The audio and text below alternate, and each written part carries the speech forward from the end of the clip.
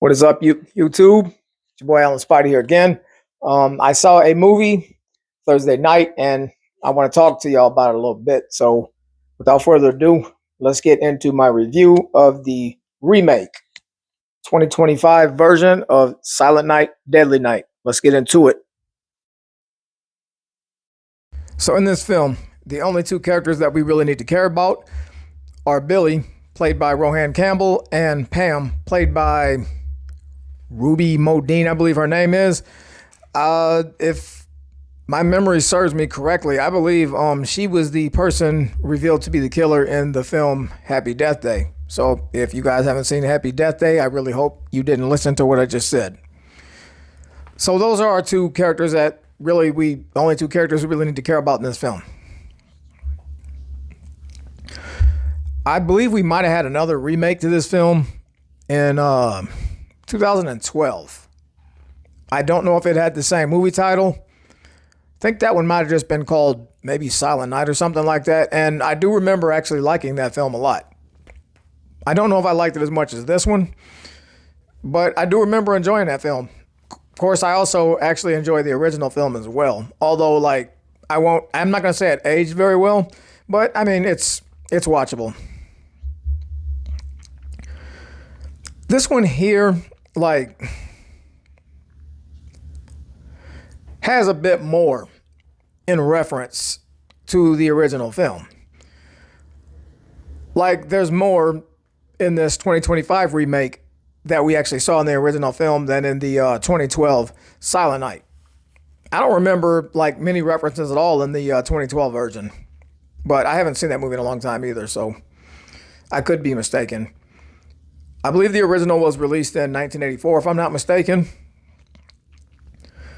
And the similarity is really the opening scene, and also the fact that Billy is our main character.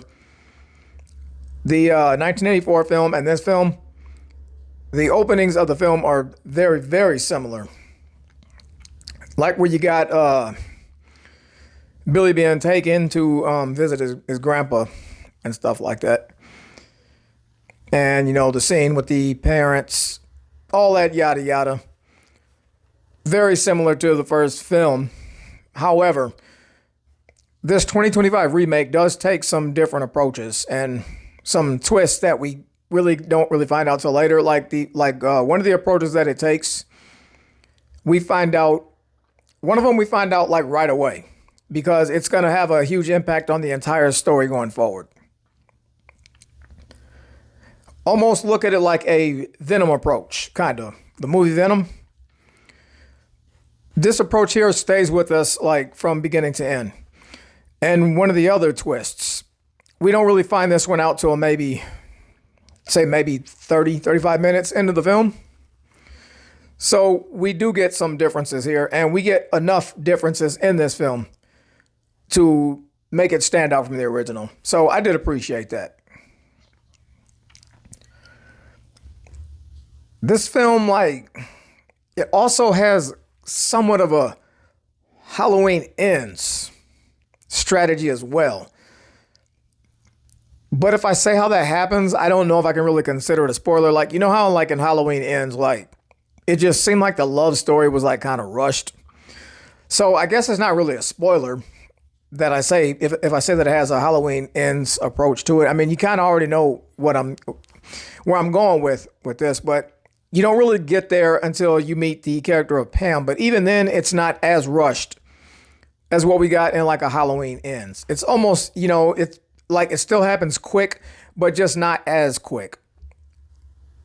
So in a way, I kind of appreciated that too, but I still think that could have been built up just a little bit more. However, it doesn't really take anything away from the movie, because it's a slasher movie. You know what we're here for. We're here for the kills. We're here for the blood. We're here for the violence. We're here for all that good stuff, especially with this. I thought I read that this was also made by like the producers of like Terrifier 3 or something like that. So that means we're here for a bloody good time. That's all we really care about. So with that being said, I think we need to talk about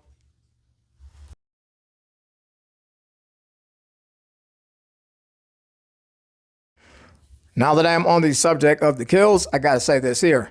This movie is a bloody good time. I do think the kills were fairly well done. There are a few that do the whole camera cut and stuff like that. I don't like camera cut kills, especially one we've got like a chainsaw and stuff. And if I remember correct, actually, you know what? I think they might cut away at first, but you get to see like the damage that was done. So, I mean, that's better than nothing. You kind of get what you can take. There's some in here where you get the camera cuts or the whole, like, where you see the shadow and then the kill. Just show us the kill, you know? That's what we're here for. We're here for the blood and stuff, especially when you got movies like Terrifier that don't shy away from stuff like that.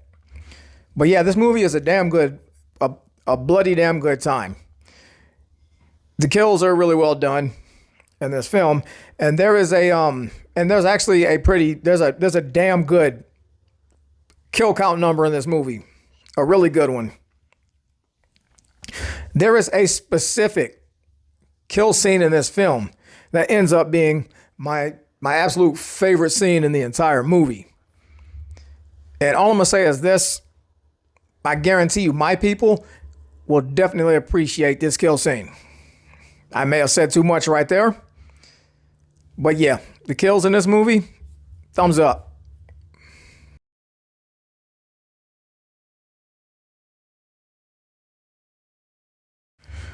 Now, I already told you who our two main characters are in this movie, and we've seen both of these actors in horror films.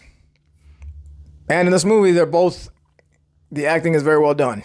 From Rohan Campbell and from, I already forgot the chick's name that I mentioned from Happy Death Day. But we get two really good roles here. And I think everybody else did a fairly decent job as well. So I don't recall any like really bad acting in this film. So as far as the acting goes, I also got to give that 2 thumbs up. I think, they did a really good job. I think they did a really good job picking the cast. Everybody did their part. It's just a fun time. I was never bored, and really, that's really all you can ask from a film.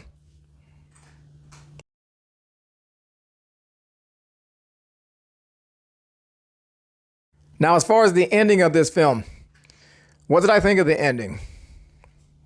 I thought it was, I'm going to say, somewhat satisfying. I don't know if this was a perfect ending to the film, simply because this ending is just way too predictable. Like, when you get to like the final 10 minutes of this film, this ending is just way too predictable. You already know where they're going.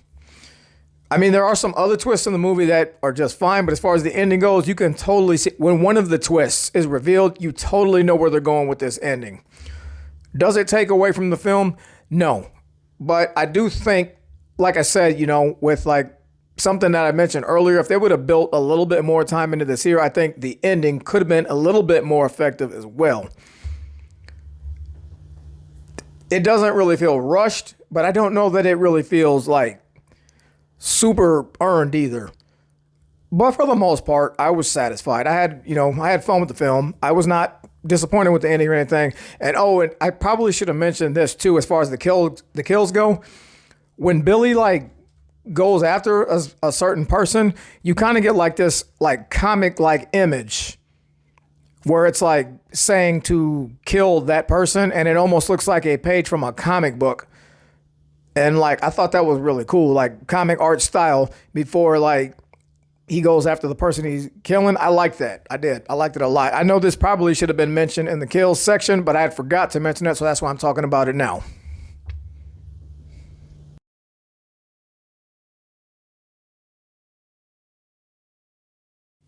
So I'm going to go ahead and give y'all my overall rating of this film. Overall, I think this film probably earns a 7.5 out of 10. I think that's a fair score of it. I had a really fun time with this movie. I probably will pick this movie up on Blu-ray or on digital, whatever, pick it up high definition. I definitely will, and I will rewatch this film, and I'll probably still have just as good of a time as I did when I watched it the first time. Did I like it better than the original? I mean, I wasn't really crazy about the original. I thought it was okay. So I'm going to go ahead and say I recommend this one over the original. Now, as far as the 2012 Silent Night movie, I don't know because I'd have to go back and rewatch it. I just remembered liking the movie. I don't know if I can say this one is better or that one's better. But right now, this would be the Silent Night movie that I would go for, just because of how good the blood and the gore is and all that. And that's what I'm here for. That's what I want out of a slasher movie. I just want to have fun. I want to see some good kills. I want to see good blood, stuff like that, you know. And I got it out of this film, so I was satisfied. So I'm going to stick with my score of 7.5 out of 10. And before I go, I'm just going to say, for anybody wondering, because you know people are going to go in this film wondering, do they reference that iconic line from Silent Night, Deadly Night 2? Yes, there is an Easter egg that references that line. That's all I'm going to say. So on that note, I'm just going to say, I hope y'all enjoyed this review. I think you guys should go check this movie out. Yes, it is worth checking out in theaters. Have a good time with it. If you do go check it out, let me know what you thought of the movie, what you would give it out of 5 stars, out of 10. You know, just let me know what you thought of the movie. Do you give it a thumbs up, thumbs down? Were you satisfied? Feel free to chat with me about it in the comments section. And if you did like this video, go ahead and click that like button, and I'd appreciate it. Subscribe. But on that note, I'll catch y'all in the next review. Peace.